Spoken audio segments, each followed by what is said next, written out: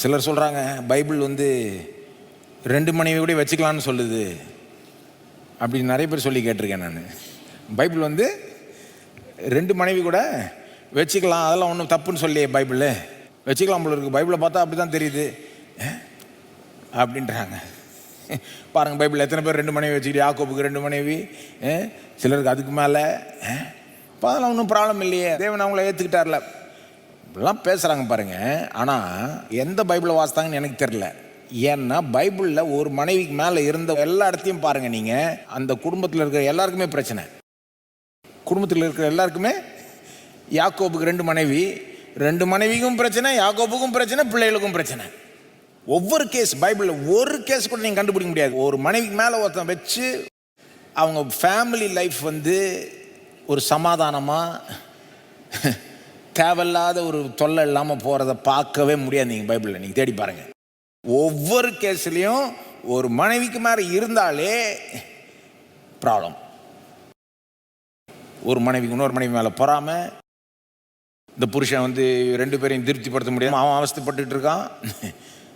இந்த மனைவியுடைய பிள்ளைகள் அடுத்த மனைவி பிள்ளைகளோட சண்டை போட்டுக்கிறது.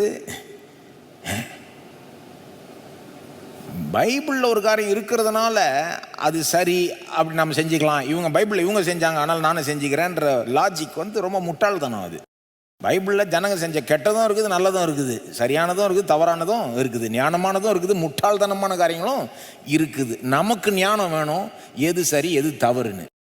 தேவனுடைய ஒரிஜினல் டிசைன் என்னது?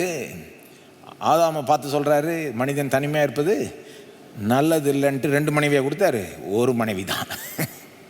அப்புறம் கொடுத்துட்டு என்ன சொல்கிறாரு, இவங்க 2 பேர் ஒரே மாம்சமாய் இருப்பார்கள், இருவர் ஒரு மாம்சமாய் இருப்பார்கள் தானே சொல்கிறாரு. இல்லை மூவர் ஒரு மாம்சமாக இருப்பாருன்னு சொல்கிறாரு, கிடையாது. இதுதான் தேவனுடைய ஒரிஜினல் டிசைன். ஒரு மனுஷனுக்கு ஒரு மனுஷி, 2 பேர் சேர்ந்து திருமணத்தில் ஒன்றா வாழ்கிறது. இதே டிசைனை தான் இயேசு திரும்ப மார்க் 10ஆம் அதிகாரத்தில் கன்ஃபார்ம் பண்ணுறார்.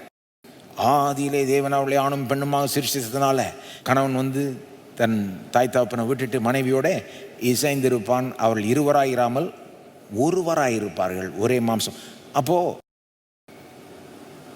அங்கே தான் நம்ம தேவனுடைய ஒரிஜினல் டிசைனை பார்க்கலாம். பவுல் வந்து இதை எடுத்துக்கிட்டு அதை இன்னும் வேறு லெவல் கொண்டு போகிறார். கிறிஸ்து சபை அன்பு கூறுறது போல கணவர் வந்து மனைவியை அன்பு